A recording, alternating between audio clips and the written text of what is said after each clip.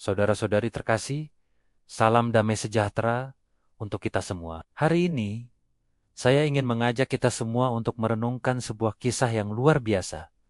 Sebuah momen yang mengubah sejarah umat manusia selamanya. Kisah ini datang dari Injil Lukas, pasal 1, ayat 26 sampai 38.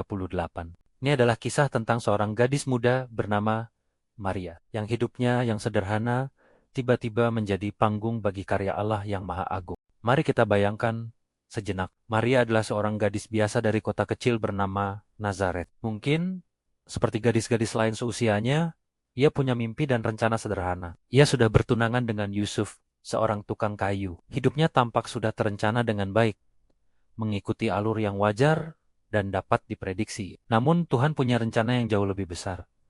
Suatu hari, malaikat Gabriel datang kepadanya. Coba kita posisikan diri kita sebagai Maria. Tiba-tiba, ada sesosok utusan dari surga muncul di hadapan kita. Tentu, kita akan terkejut. Bahkan mungkin takut. Injil mencatat bahwa Maria terkejut dan bertanya-tanya dalam hatinya, apa arti salam itu? Ini menunjukkan sisi manusiawi Maria. Ia tidak langsung menerima begitu saja. Ia bingung. Ia bertanya. Ini adalah reaksi yang sangat wajar. Kemudian malaikat itu berkata, "Jangan takut, hai Maria, sebab engkau beroleh kasih karunia di hadapan Allah." Kata-kata ini sangat menenangkan. Di tengah kebingungan dan ketakutan, Tuhan selalu terlebih dahulu memberikan peneguhan. Jangan takut, ini adalah pesan yang juga relevan untuk kita hari ini. Di tengah segala ketidakpastian, kekhawatiran akan masa depan, atau masalah yang kita hadapi, Tuhan berkata kepada kita, jangan takut. Lalu malaikat Gabriel menyampaikan berita besar itu. Maria akan mengandung dan melahirkan seorang anak laki-laki yang harus dinamai Yesus. Anak ini bukan anak biasa. Ia akan menjadi besar, disebut anak Allah yang maha tinggi, dan kerajaannya tidak akan berkesudahan. Ini adalah sebuah berita yang luar biasa, melampaui segala pemahaman manusia. Bagaimana reaksi Maria? Sekali lagi, ia menunjukkan sisi logis dan manusiawinya. Ia bertanya, bagaimana hal itu mungkin terjadi? Karena aku belum bersuami.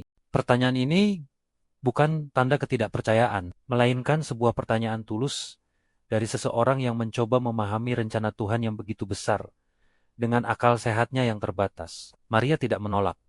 Ia hanya bertanya bagaimana ini pelajaran penting bagi kita. Tidak salah untuk bertanya kepada Tuhan. Tidak salah untuk mencoba memahami kehendak-Nya. Justru, melalui pertanyaan yang tulus, kita membuka ruang bagi Tuhan untuk menjelaskan cara kerja-Nya yang ajaib. Jawaban malaikat sungguh menakjubkan. Roh Kudus akan turun atasmu dan kuasa Allah yang maha tinggi akan menaungi engkau. Ini berarti apa yang akan terjadi pada Maria bukanlah hasil kekuatan manusia, melainkan murni karya kuasa Allah. Logika manusia tidak akan pernah cukup untuk memahami cara kerja Tuhan. Ada saatnya kita harus mengakui bahwa kuasa Tuhan melampaui segala batasan kita. Untuk meyakinkan Maria, malaikat Gabriel juga memberikan sebuah tanda. Elizabeth, sanak saudaranya yang dikenal mandul, ternyata sudah mengandung di usia tuanya. Ini adalah bukti nyata bahwa bagi Allah tidak ada yang mustahil. Pesan ini menguatkan iman Maria dan juga iman kita. Terkadang kita melihat hidup kita penuh dengan kemustahilan. Mungkin kita merasa mandul dalam kreativitas, dalam karier, atau dalam hubungan. Mungkin kita merasa sudah terlalu tua untuk memulai sesuatu yang baru. Tapi kisah Elizabeth mengingatkan kita, bagi Allah tidak ada kata terlambat, tidak ada kata mandul, dan tidak ada yang mustahil. Sekarang, tibalah kita pada puncak dari perjumpaan ini, pada jawaban Maria yang legendaris. Setelah mendengar semua penjelasan itu, apa yang ia katakan? Sesungguhnya, aku ini adalah hamba Tuhan. Jadilah padaku menurut perkataanmu itu. Jawaban ini singkat, namun syarat makna yang mendalam. Ini adalah sebuah deklarasi iman, penyerahan diri, dan ketaatan total. Mari kita bedah sedikit jawaban Maria ini. Pertama, sesungguhnya aku ini adalah hamba Tuhan. Maria menyadari posisinya di hadapan Allah. Ia bukan pemilik hidupnya, melainkan hamba, abdi. Menjadi hamba Tuhan bukan berarti menjadi rendah atau tidak berharga. Justru sebaliknya, menjadi hamba Tuhan berarti menemukan tujuan hidup yang paling mulia, yaitu untuk melayani Dia yang menciptakan kita. Ini adalah sebuah pengakuan kerendahan hati yang luar biasa. Kedua, Jadilah padaku menurut perkataanmu itu. Ini adalah kata-kata iman yang luar biasa. Maria tidak tahu persis bagaimana semuanya akan terjadi. Ia tidak tahu bagaimana reaksi Yusuf, bagaimana pandangan masyarakat, atau bagaimana ia akan membesarkan anak Allah. Ada begitu banyak ketidakpastian, namun ia memilih untuk percaya pada firman Tuhan yang disampaikan melalui malaikat. Ia menyerahkan seluruh rencananya, masa depannya, dan reputasinya ke dalam tangan Tuhan. Ia berkata, ya pada sebuah rencana yang jauh melampaui dirinya. Ketaatan Maria ini membawa risiko yang sangat besar. Pada zaman itu, seorang wanita yang hamil di luar nikah bisa dianggap berzina, dan hukumannya adalah dirajam batu sampai mati. Maria mempertaruhkan segalanya, hubungannya dengan Yusuf, nama baik keluarganya, bahkan nyawanya sendiri. Namun, imannya kepada Tuhan lebih besar daripada ketakutannya akan konsekuensi duniawi. Apa yang bisa kita pelajari dari kisah Maria ini untuk kehidupan kita sehari-hari? Pertama, Tuhan seringkali datang dan masuk ke dalam hidup kita dengan cara yang tidak terduga. Di tengah rutinitas kita yang biasa, rencananya mungkin terasa mengganggu, membingungkan, dan di luar zona nyaman kita. Pertanyaannya adalah, apakah kita siap menyambutnya? Apakah kita memiliki hati yang terbuka seperti Maria? Kedua, jangan takut untuk bertanya kepada Tuhan. Ketika kita tidak mengerti, mintalah hikmat dan pemahaman. Tuhan tidak marah dengan pertanyaan kita yang tulus. Dialog dengan Tuhan adalah bagian penting dari sebuah hubungan iman yang hidup. Ketiga, belajarlah untuk melihat tanda-tanda kebesaran Tuhan di sekitar kita.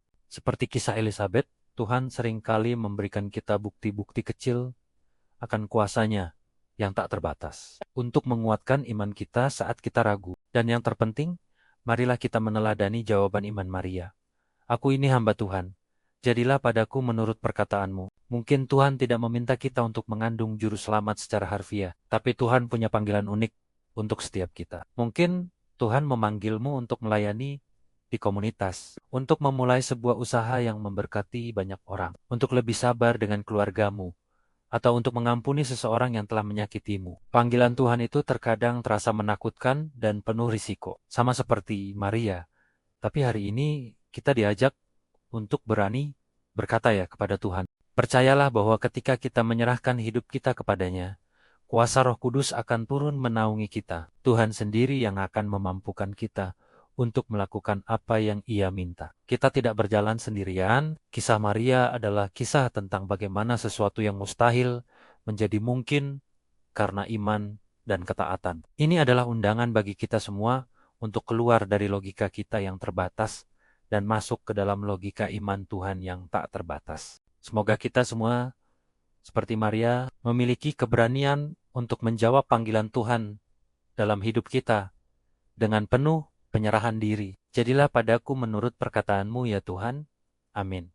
Terima kasih sudah meluangkan waktu untuk merenung bersama. Jika Anda merasa diberkati, jangan lupa untuk menyukai video ini dan membagikannya kepada orang lain. Sampai jumpa di renungan berikutnya. Tuhan memberkati.